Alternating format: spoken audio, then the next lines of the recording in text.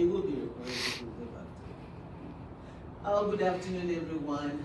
Sorry that we're starting late. We had technological issues. For those of you that have been waiting, our apologies. We'll try to stay at the exact same time. These guys have promised to deal with me on Saturday, right? Maybe not on Saturday, a good part? All right, we'll go through it. This is our budget conversation, and today we wanted to talk about all things MNPS. And so what I wanted to do is basically have these experts here go through the MNPS budget. And there were some issues they also wanted to discuss with us in light of the recent happenings around the budget that we want to talk about. And then Mr. Jason Philman will go ahead and also talk to us about the support staff pay as it relates to the issues. So I'm going to have Rachel Elroyd here, who's an MNPS board member, get us started.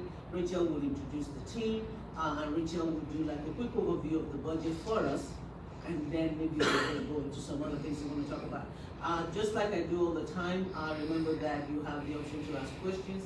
We will be monitoring your questions, and then we'll answer them as they come on. So thank you for joining, and again, my apologies to my panel that we're starting very late, and to all of you that are watching, please know this is an important conversation. We want you to get a whole lot out of it. And so without further delay, Ms. Rachel, take it away. Thank you. I appreciate you having us, and of course prioritizing MNPS, and of course those of you that are watching us here on a Saturday afternoon and making time to hear about all the important things that we're doing in MNPS. So our budget season has started, and of course we've discussed the budget twice, if not more, frankly, on the board floor. We are voting on it on this coming Tuesday, and it's our summary of changes, which basically is what our commitments are for how we want to spend the money that we are allotted from the mayor. Currently, our priorities have continued to be employee compensation is probably our main priority. And so within that, the main things that we're probably going to discuss today is how we're going to prioritize that and how that money is going to be spent. So first, we have a 4% COLA increase for both support and certified staff, and worker certified staff, and of course our salary step increases. We also are doing increases for our transportation staff, nutrition staff, and for our bus drivers, our transportation staff. So our paras, transportation, and cafeteria. I apologize. My notes are not in big letters. So we have, those are our main priorities for this budget So season. any reason why you are calling it out like that? Is it not everybody in MNPS? Is it just a specific category of people that gets it? Why not say everybody in MNPS? Is that not the case? That is not the case. I guess everybody in MNPS is receiving the COLA and step increases, but they are not receiving individual increases based upon their salary scale or based upon their hourly scale that they're currently receiving. And for those of you that are new, I always like it to be conversational, because if we just talk numbers and numbers and numbers, we do that at the council anyway. And so this is supposed to be a different platform that makes it easy for those that are watching to be able to follow with us and understand. So in a layman's term, why is it not everybody, if I may ask?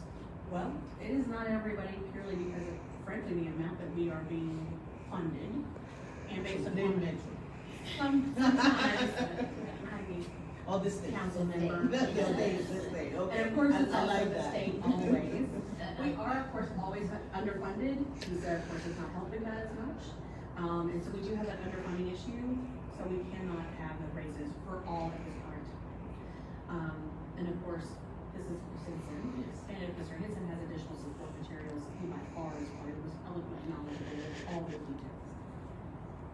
All right, thank you. And so I'm excited to hear about the increase. I know that not everything is for everyone, but there's a good chance the quota is for everybody.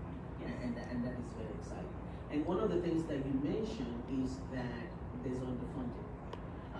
And so that will make me segue into Chris. And one of the things that we'll be talking about is the TISA funding. And I know that when we heard that it was going to be funded, so you have to correct me on that too.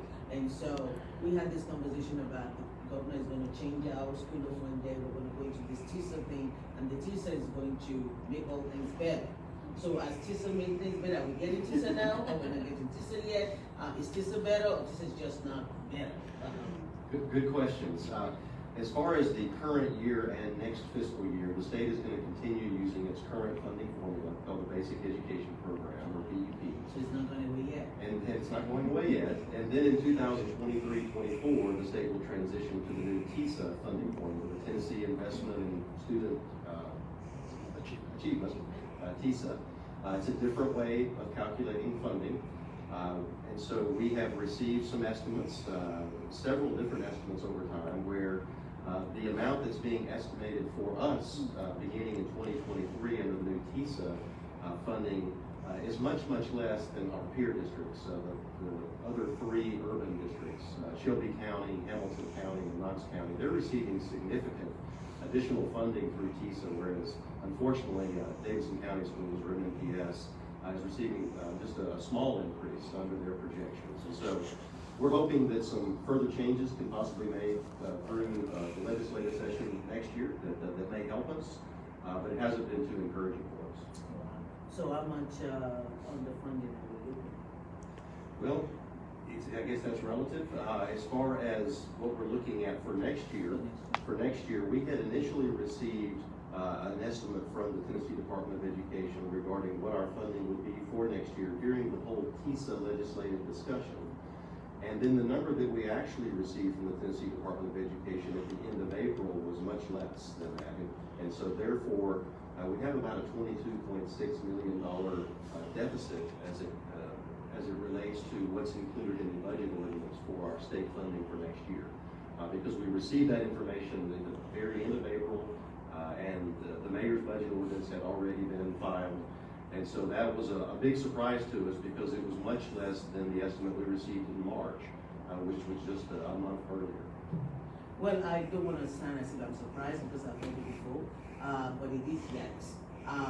And so if I understand very well, you did your budget expecting you would get an X amount, but when you get the numbers, it was $22 million short. Okay. So I've heard this presentation, Chris, and I want you to walk the audience through it. If you want to do a presentation, if there's a PowerPoint real quick, we can do that. But if you just want to talk through it, 22 million is a lot.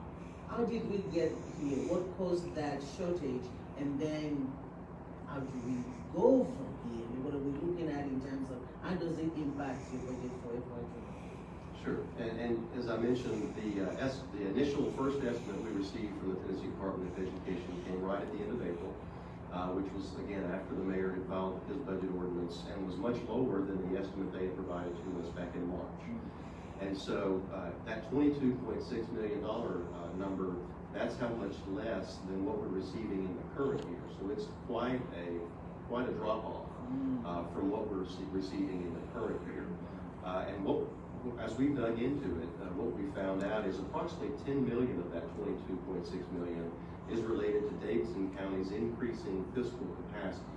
That is a calculation that the state uses heavily based upon assessed property values and retail sales tax base. So we should blame all the people moving to Davidson. Right, that's how we're losing money. We're making money, so we lose money. Is that how that works? That's kind of how it works. That's the way that the funding formula works when we're talking about fiscal capacity, because it's a modeling of how much local funding can be expected for a county to be able to contribute toward education. And again, it's heavily driven by assessed property values, which we know what's happening there in Davidson County with housing costs, as well as retail sales tax base. Again, we know what's happening in Davidson County. And so that equalization factor in the state's funding formula, that means that we're going to continue into the future receiving less state funding because of that calculation.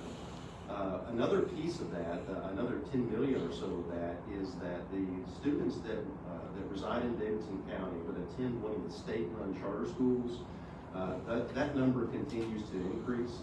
And so there are approximately $10 million effect of that 22.6 million is in relation to additional students attending the state-run school district, either the Achievement School District or the State Board of Education and Public Charter Commission schools. And that's enrollment that we don't see, that we don't know about. And so as those numbers continue to increase, that funding comes off the top of our state funding, and we get the net amount. And so another piece of it is that we've actually had reduced enrollment over time. Since the 2019-20 baseline year, we have dropped approximately 3,700 students. And so that comes into play as well. Through the pandemic, we did see some decline in enrollment. So there are a number of factors involved in why the state funding is projected to be lower next year. We can add something? No. So, we're making more money. You said the state charter schools, are those the ones that go to MNPS, or these are with the state directly? These are with the state directly. They're located in Davidson County, but those students attend a separate school district, either the state's Achievement School District or the State Board of Education's charter schools, now through the Public Charter Commission. And so the way that the state funding works is there's a calculation of a gross amount that we would receive. And then from that gross amount, the amount that both state and local revenue per pupil calculation for those state-run schools, that comes off the top of our state funding, so we get a net number. And so that net number is what has decreased fairly significantly over the last couple of years. And so that's another big piece that plays a part in that state funding reduction. Wow, so then the third piece is enrollment. Third piece is our lower enrollment, yes. And one of the questions, and I know you talked to the budget committee a bit about this, is this a set number, or do we expect it to change? Let's say enrollment goes up when the school starts and things like that. Will they change that formula? Will we likely to get more, or is just this is it? Great question. We received our initial estimate from the state at the end of April. We'll also receive another estimate from them for the May. Of course, we're getting close to the end of May. Haven't received it yet, but we'll get a May estimate, a June estimate, and then we'll get what's called the July final number. It's really not the final number because then we'll get a January of 2023 adjustment.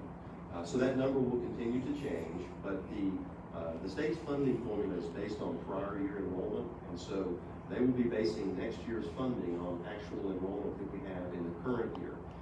And so there will be some changes as those estimates are received, May estimate, June estimate. So, and also, as you said, if we were to increase student enrollment next year, there's the possibility that we could receive what are called BEP growth funds if our enrollment were to increase over what we currently have enrolled this year. And so that's something that could happen.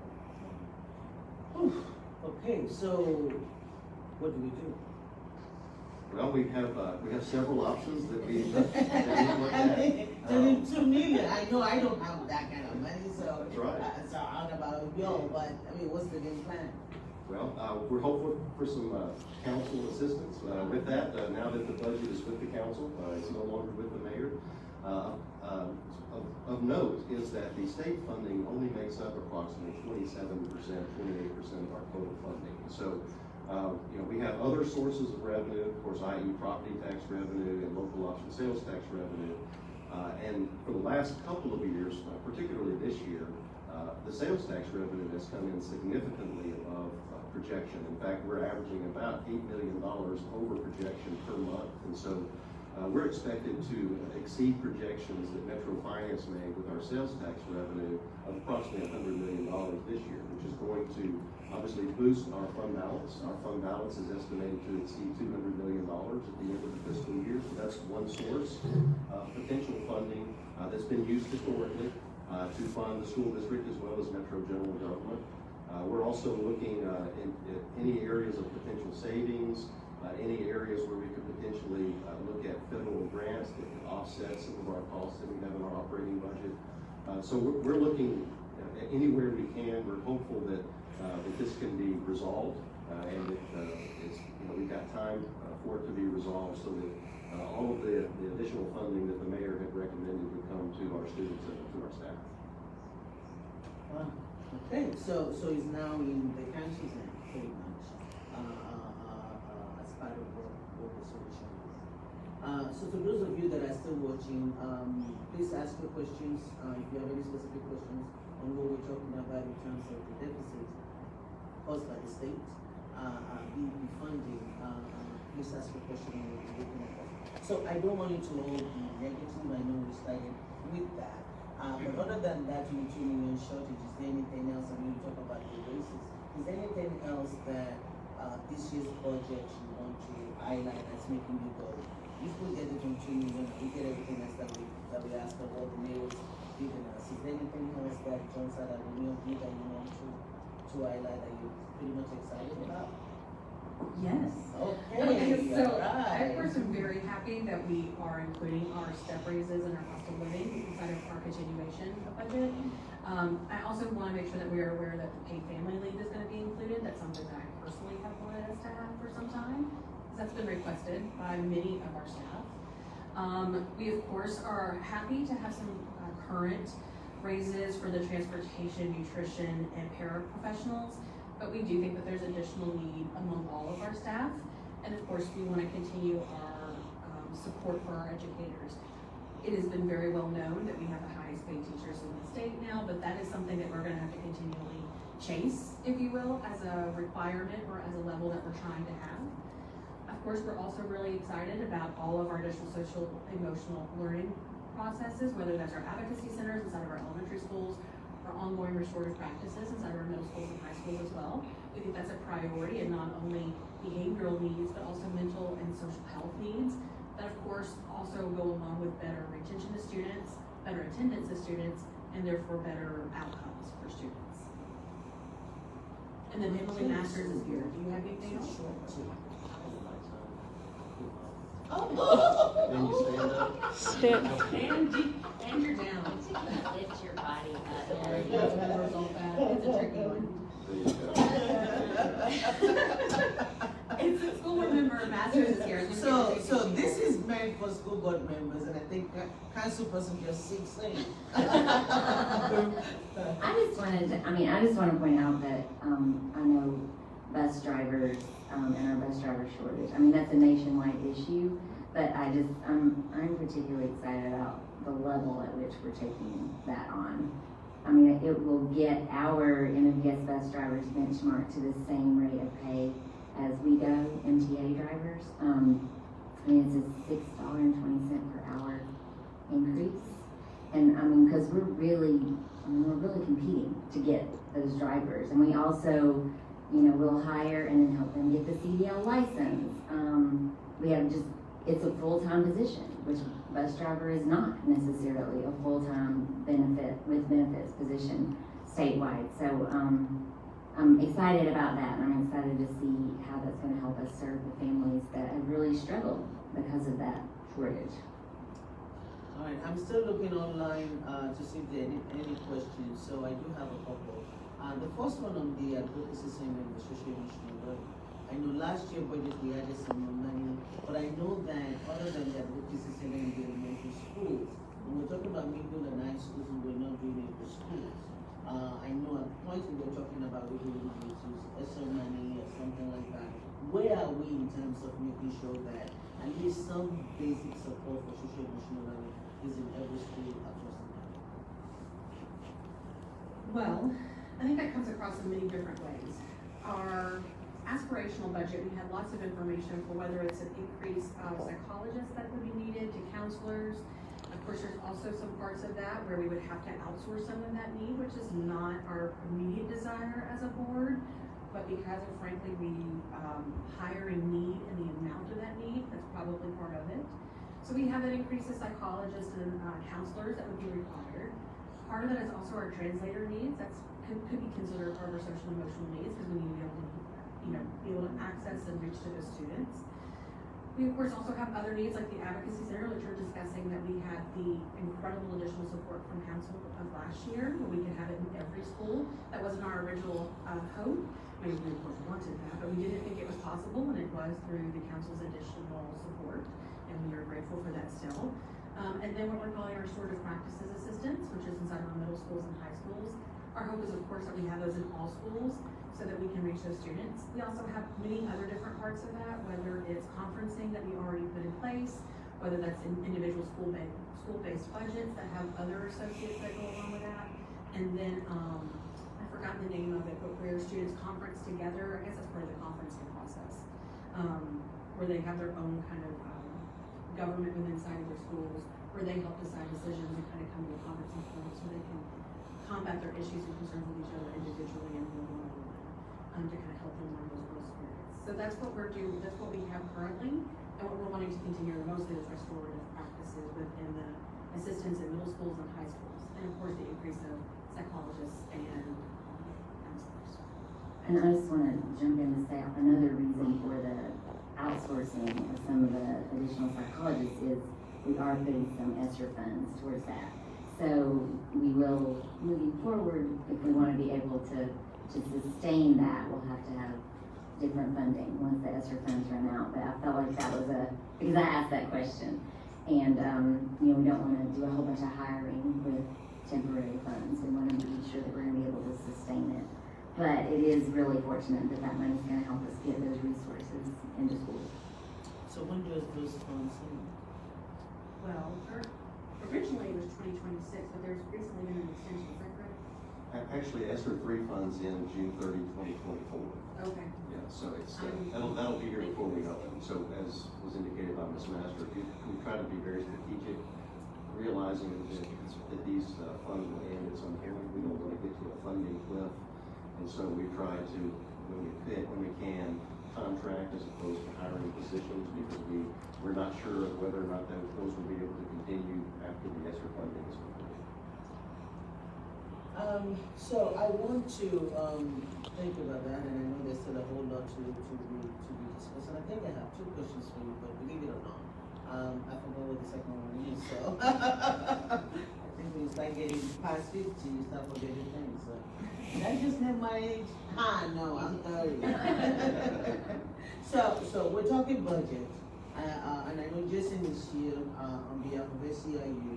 And I know a big part of that budget is our support staff, and I know when we started talking about races and all of that, I want Jason insight into what does the support staff and the union feel about this Metro budget, because it does concern you guys.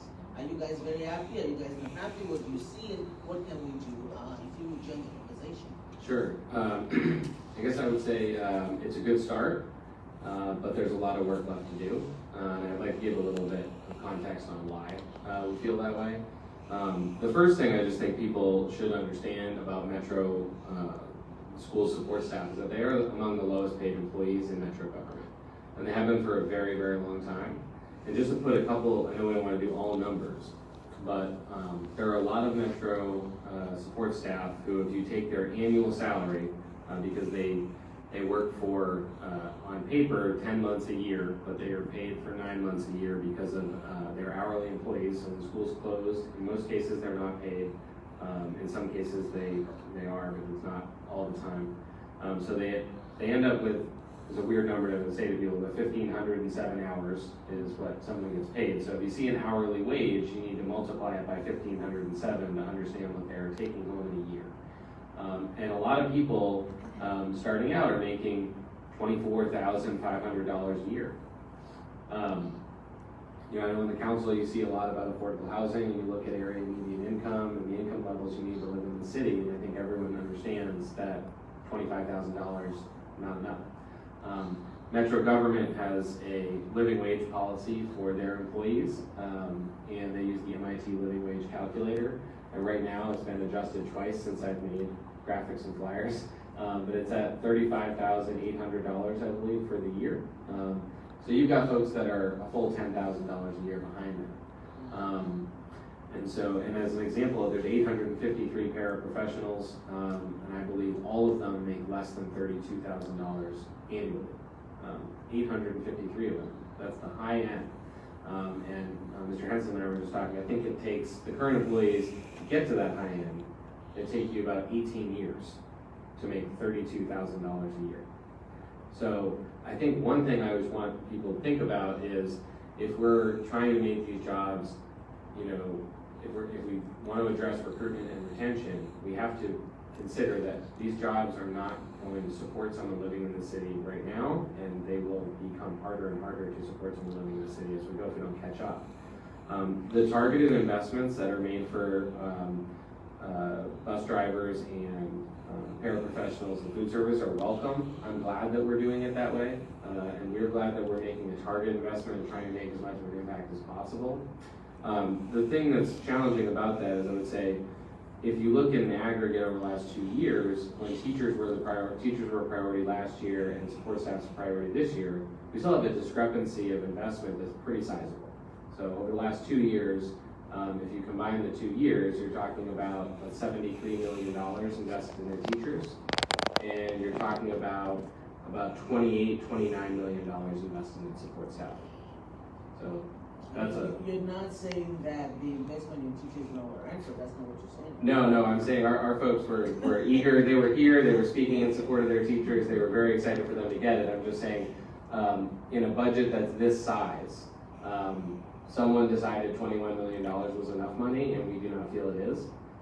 And just a note on the targeted investment is important, but as Rachel Ann said, there are a lot of people left out, and 2 years ago, the vice mayor created a special committee, created a number of special committees. One of them was on Metro employee and employees, worker morale, benefits, and pay. And we helped participate in that study, and one of the things I can tell you is, we're talking about a 4% cost of living adjustment this year and funding the step raises every year.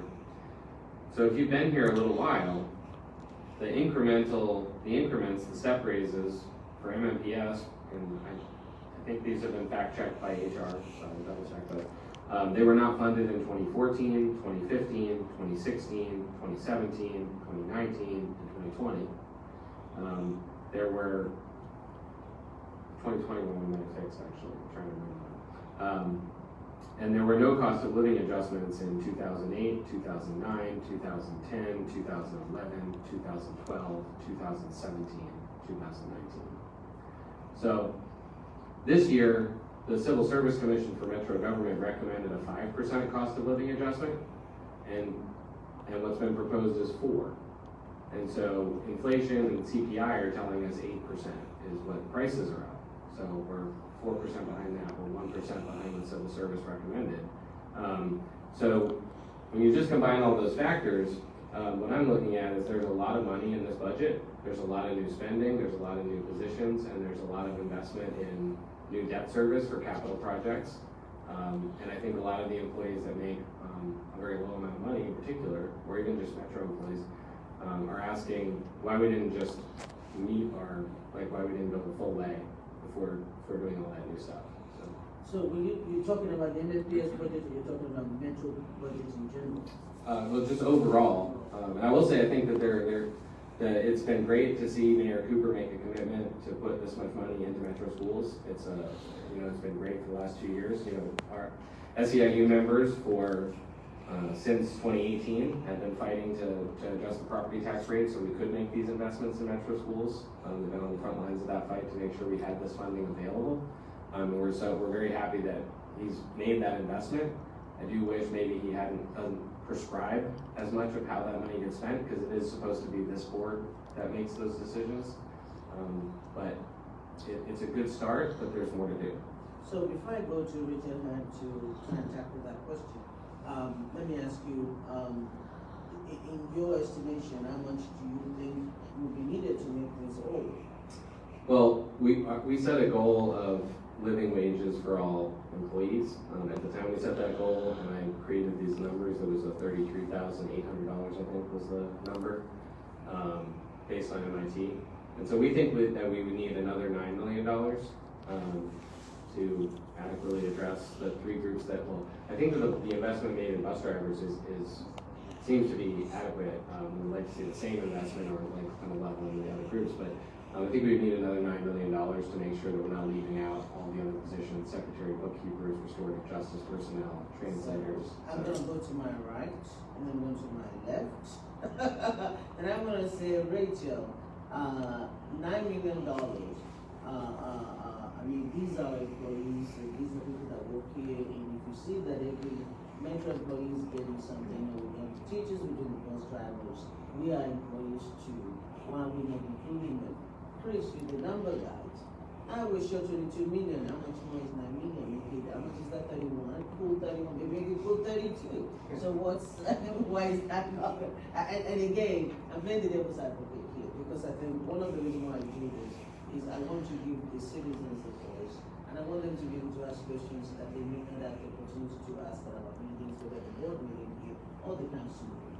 And so when I ask those questions, I'm asking as if someone is asking me, because I know what people are thinking, and I think it's up to us, in some way or fashion, to attempt to at least address them. And so, pursue. So. All right. Our vote on Tuesday is mostly to vote on, again, what our priorities are, which again has been our employee compensation, whether that's the certified staff, which are our teachers, or our support staff. Now, currently, the employee compensation, as we have very much discussed, is focused on transportation, carers, and nutrition services, which we are calling our hardest to staff positions. And so that's why they have been mostly prioritized within this conversation. Our hope is, for the most part as a board, is to have this shown to the council as this is what we want prioritized, but we still believe additional conversations need to take place to consider all of our staff. The $9 million does seem like a small number, particularly in consideration of our entire budget, if we're playing devil's advocate, but it is a large number, particularly considering our surprise, if we will, deficit of the 22 mil or 22.6. Don't forget that 0.6. That's what Chris will, you know, 9.6. So that number quickly adds up. But we do believe our staff are a priority. That's why, as a board, we have said that is our number one, priority for us to communicate to the council and to the mayor for at least the past 3 years. There is some truth to, we do not currently have that in here. That is just for the hardest to staff employees. And I do not want that to disappoint staff, but it understandably does. So there is a need for us to communicate to them that if not this year, a future year, but that we do think there's an important part of advocating for that this year and having those conversations after we should make sure that our priorities are known to the council and to the mayor. These 3 types of employees are the hardest to staff, and we believe they need to have the first round of raises, but we also need to have ongoing discussions of what can we do for that $9 million and where do we think we can find that, and is that possible? If I could request also, is there a plan, so let's say, as the board is having a conversation and saying, this year we're going to prioritize our bus drivers and our cafeteria employees and things like that.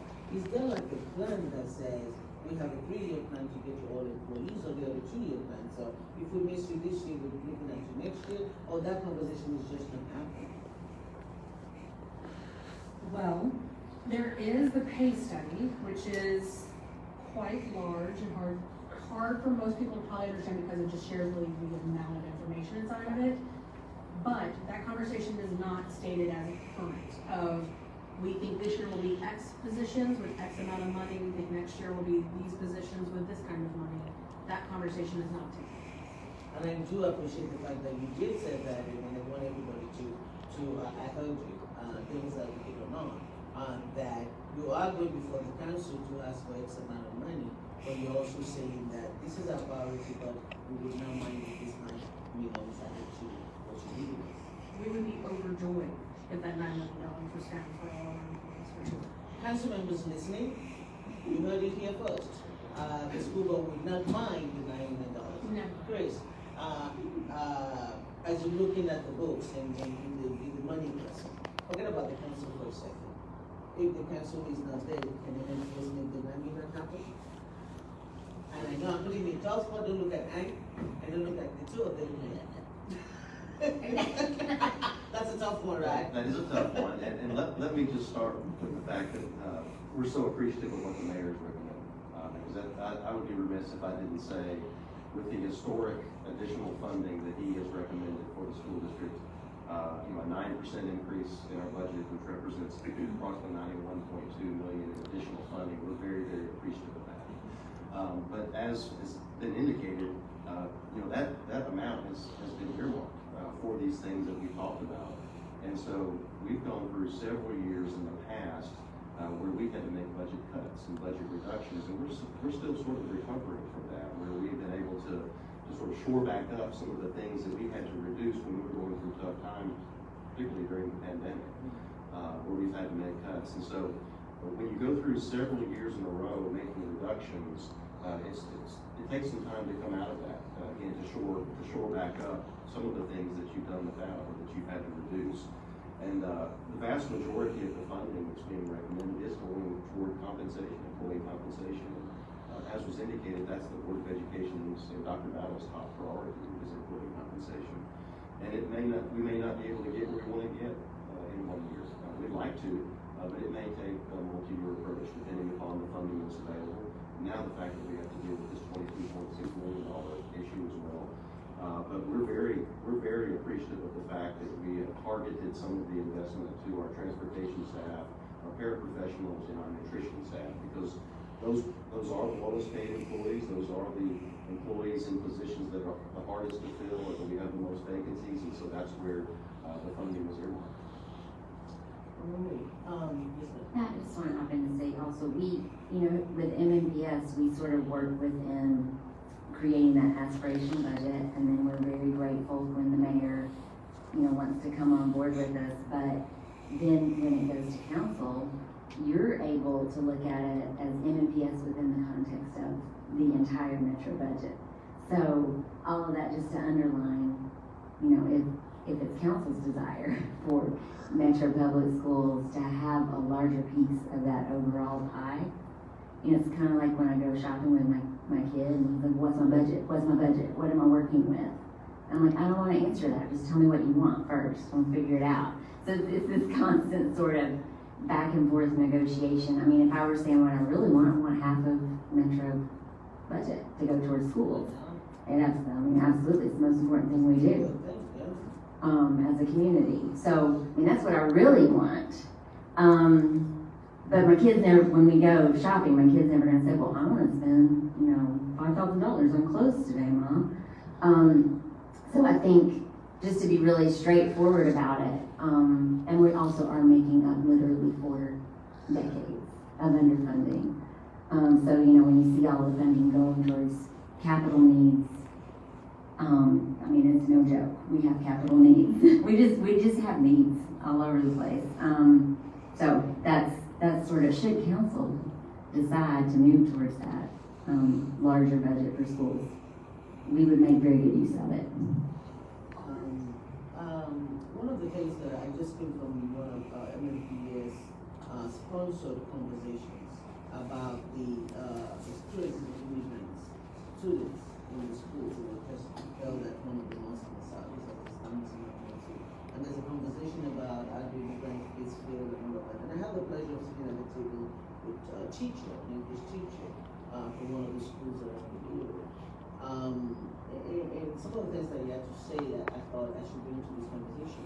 And so my question is, from the few things that we talked about, my understanding is that there's not enough ESL, or that the classroom are too large to give the kids individual attention that they need to be able to progress. Is there anything in this budget that is looking at that? And I know I'm putting you on the spot, but it's just a conversation from today. But if we have kids in the classroom that are not speaking English or have English deficiency, and the class ratio is high enough to get them, are we doing anything? And can you just tell me about the budget specifics relates to additional resources in the classroom? Well, She's got our notes together. And she didn't even know what I was gonna ask. Thank you. but I got notes. I know you got it. That's what we want. We have over 130 different languages spoken Yes. inside of MNPS. So a lot of times that conversation is surrounding individual languages, and we do have, of course, trends among which ones are the most highly spoken. We definitely have a need for translators. I would say that our need for translators is going to be ongoing and probably historical, as that is something that we have to deal with, not just in certain parts of our district, though I know in South Nashville we have a lot of that, as I represent John Overton, and for a long time it's considered the most diverse high school in the state. But we have a lot of different languages spoken. Currently, within our summary of changes, we have our current number of translators that are alive. We of course would always want additional translators, and frankly there will always be a need for those translators. Not only inside the classroom, but also within our family and communication services, also within our IT services we need that. Translators are a vital part of us being able to provide a free and appropriate education for all of our students. That's even if it's a language where we cannot find a translator and we have to do contracted services for that need. We also have, of course, apps that are available to students, so that sometimes acts as a fill between, and if we do not have a translator for that classroom, there's a communication need within an app or technology service. So we're trying to meet them where they are, even if those translators are not available. Jason, I wanna ask, any thoughts, any questions, you wanna ask the panel, don't want to just feel like I'm not engaging you, you had a lot to say, but, and I'm still looking online for questions, people must just be liking what you're saying, nobody's asking questions, you know, so. Hopefully they can hear us. Just I hope they because can hear you- us, they did not say they cannot hear us. Oh, okay. Because you mentioned the translation, I'll just say again, I just think it's important context. What I have documented, and if I'm mistaken, having to be corrected, but I have translators, translation, starting annual salary, and obviously it's based on hourly wage. What I've done is calculated what the annual is. It's just under $25,000, right? So you can understand where it's be hard to staff positions. And just for the context of the overall budget, I'll say $9 million in the context of our overall metro budget is about 0.3%. That's what it comes out to as a percentage.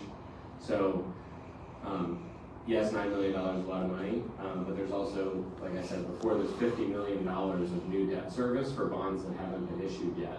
And so when metro employees see that and support staff see that, and they say, well, maybe next year, they're thinking, well, you're taking on $50 million of new debt that you can't find before you're taking care of these employees.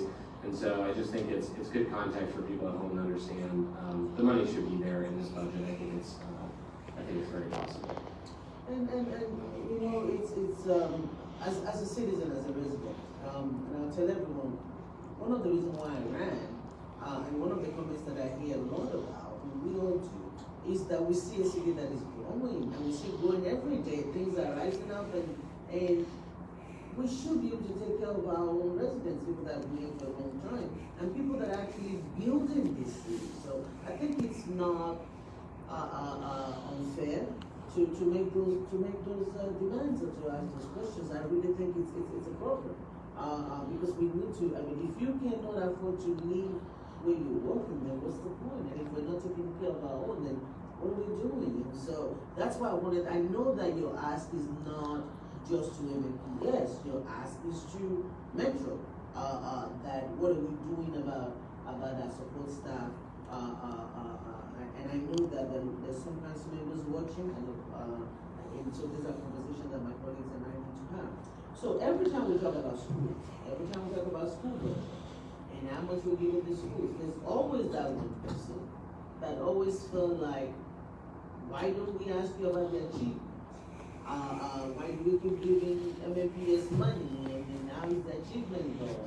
I know this is not the best of times considering COVID and the impact of COVID on the classroom and learning, but I think I'll be remiss and not representing the people out there that always say, wow, we keep giving MNPS money, especially when Metro has no control over how we spend it. That's another question. Should we be telling you how to spend the money? Probably not.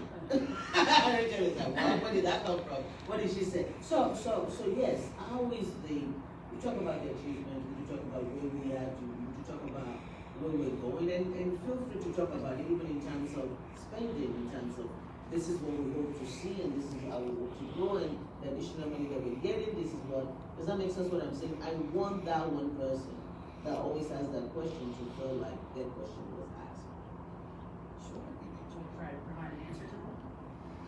So we have, All three of you can. and of course, the ESSER dollars have been highly discussed. Of course, they're one-time funds and an influx of funds from the federal government. Those funds, we have even won an award from the state about how we are prioritizing those towards student success and improving student outcomes. So we are prioritizing that, whether that is through our summer learning experiences, ongoing tutoring, additional curriculums, individual supports. But again, they are one-time funds that will drop off at some point. Now, we have said that we are finding a lot of increase within our ELA scores. We recently had a discussion about that here on the board floor and discussion about our MAP scores. I will say that the T and Ready scores were recently provided to us in a format that are not necessarily helpful for us to provide to students and families. And we wish that was different, but something we do not frankly have control over because it comes from the state. But we have seen an increase in our scores, specifically within ELA, and that is by far probably the most heated conversation that is usually surrounding student outcomes. Is how many of your students can read, how many of your students have reading comprehension, how many of your students have written language fluency. And so we have noticed an increase within that. I think that board meeting was about 6 weeks ago when we had that discussion about all of our math scores. But we are noticing that as an increase along with an additional amount of additional students that are graduating, completing their ACTs, and of course receiving financial assistance for those things. So we've had an increase in those brackets as well for student outcomes. And here in MNPS, I also just would question what we're using to measure. What are the measures we're looking for? Because we're really focused on growth. And the fact that, a lot of students who enter school here in Metro Nashville may be coming from different backgrounds. Our strength is in our diversity, but that also means we don't fit really well into sort of a lot of the state level formulas for things, like having a lot more ESL students, having more under-resourced students.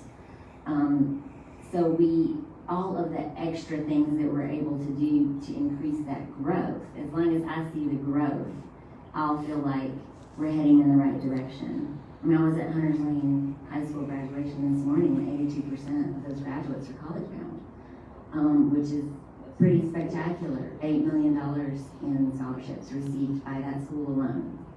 Yeah. So, and we're also, Dr. Battle is personally having these conversations with all of these different universities. 50 Belmont scholars, 100 for TSU. And I see that because we sit here on the board floor and say, well, what about HBCUs? Okay, well, fine. Next thing you know, we've got 100 scholarships for TSU. So I think, in all honesty, that's why, unfortunately, in addition to TN Ready, the state level testing, we have to do some of our own assessments as well, because we really have to measure growth to know that we're getting where we need to be. I agree with that. Good work on this. I was going to mention our own internal assessment of the MAP, which is measurement of academic progress, the MAP scores. We have had some presentations that have shown pretty significant increases in certain areas of student academic performance. And so, we're encouraged by that, and we think that's only going to continue. I know we started late, so I'm going to keep you guys a little bit late, if you don't mind, just a little bit, so we get to the hour. Well, for those of you that are watching on Facebook, we've been talking about the MNPS budget. Very exciting. Races for staff. Which I have so much to brag about. If you miss it, you can rewind and go watch it again. But I love what is there. I love what MNPS is doing on Facebook, highlighting the students, talking about the achievements. I thought it was very good. The MNPS buses is something that is great. Another serious conversation that we have is the deficit from the states, from what was promised to what we actually got. And that we're looking at the Metro Council. If anyone asks my opinion, I don't think we should be cutting salaries. I don't think we should be cutting services. I think we need to make a way to make an MPS whole for that deficit this year. I have where I think we should come from. I've let people know about it, and that's where I sit. So that conversation will be happening, but one of the reasons why I want us to have it here is that those of you that are listening, when you hear that there's an additional allocation from Saturday to the budget that we have in hand, I want to give you a reason as to why that happened, how we got it here, and what the impact is. Another conversation that is very dear to me is the one about the support staff of MNPS and representing the union. I think we cannot be talking about MNPS budget without talking about our support staff. I'm very excited that we have the #1 teachers in the state. I think that's very well known that teachers have used so much for our kids. But our support staff are also there as well. And I think as we're having this conversation in terms of money and where we are, for me it's important that we keep talking about Metro residents that are helping make Metro what it is. And our employees top of that list, so that's Metro Direct, MNPS, all of them. And so we wanted to keep having that conversation, so that everybody knows at least what we're looking at. Again, not a lot of questions on Facebook. I'm even using Rachel Lamb's phone to see if I'm not missing anything. It must be going very well. I'm looking your text. That's not what I meant to do. I could not see the questions on my laptop. I did not see it on my laptop, so I thought maybe I did something wrong. So I was looking at it on Rachel and I didn't see anything else. So if there are no questions on Facebook, my guess is everybody's happy. I want to thank Hank for opening this space for us to be able to have this conversation here. My MNPS conversation is always a very busy one every year, but apparently people must think that you all did everything right because they're not asking questions. So I hope they can hear us, and I hope they're following the conversation. I'm going to give all of you a few minutes, a minute or two, to talk about anything that I have not asked you that you wish I had asked, or something that you wanted to say that you haven't said. And feel free in any order. Right. Well, I'll say something, we mentioned about the state underfunding, and I think that is really important for people to understand that, we had a whole conversation about how much money is in the schools and how it's funded. We didn't talk about, the state conversation did not talk about who pays. And in Tennessee, the people who pay all the money to fund our schools are parents who are buying back to school clothes with sales taxes, their families paying their property taxes, and there are people buying food at the grocery store. We have among the highest grocery taxes in the country in the state of Tennessee. And what we've learned in a recent report from the Economic Policy Institute is that the people who are not paying to fund our schools in Tennessee is more than 60% of corporations in Tennessee are paying nothing in state corporate income taxes. And that's something that the school board can't do anything about. That's something that the city metro council or the mayor can't do anything about. But it's certainly something our state could do something about. We're not even allowed to know which companies aren't paying taxes because there's a state law that protects them from divulging their tax information. So I did want to just say that I think the state could do a lot to take the burden off of property owners and off of people paying sales and grocery taxes, and it would be welcome sight if they would do that. That's a very good point, and I think I love what you said about Metro, but I think the parents and the residents can do something about it. And I think that we all, just like you get to your Metro council members and tell them what you want, you all bombard the state legislature and the governor about how they're always changing Nashville. We produce the highest revenue in the state. And for us to always have to be the one that is not having enough, or that is not investing in our children, I don't think that's fair. And I think that we as a citizen should be saying something. I don't know whether they'll listen, but at least at the minimum, I think I urge everyone to please do that. If the state did not shortchange us, we wouldn't have to make it up. If the state gave us enough, we'll have to pay what we need to do. Metro has to invest too.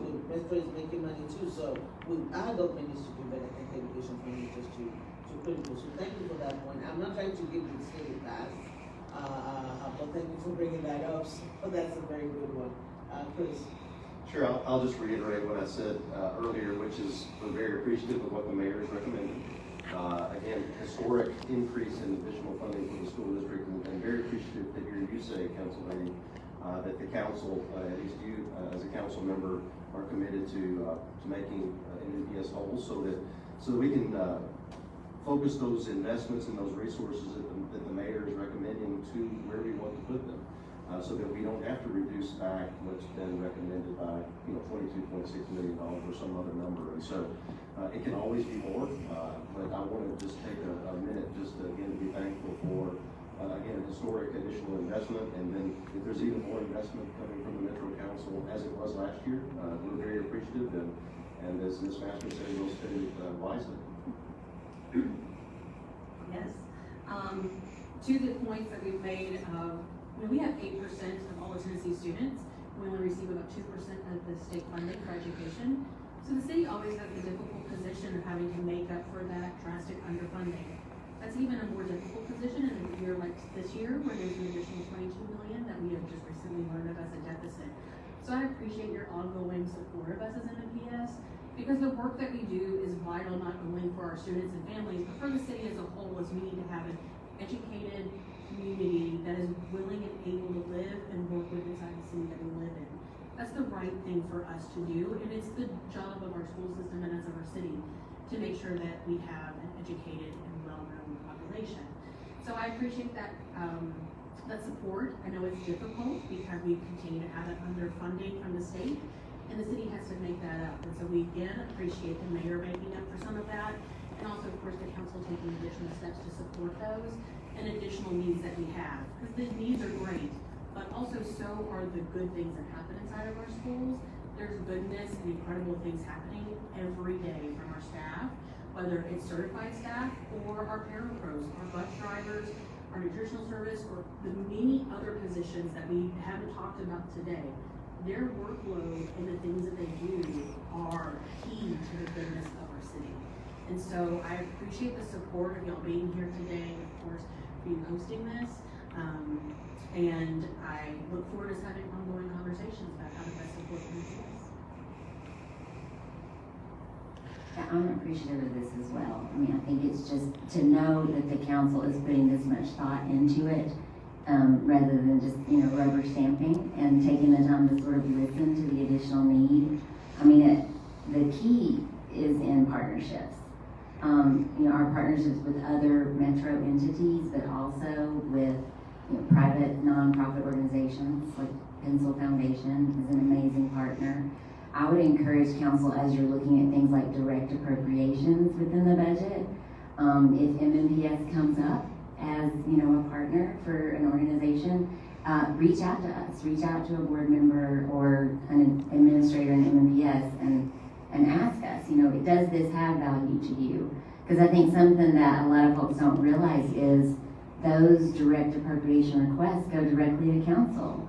And they may be something intended to directly affect MNPS, and we may not necessarily see as much of a priority in that, or we may say, oh my gosh, yes, please give them that funding, because without that partnership, we would be lost. So it's just another place to look for some funding.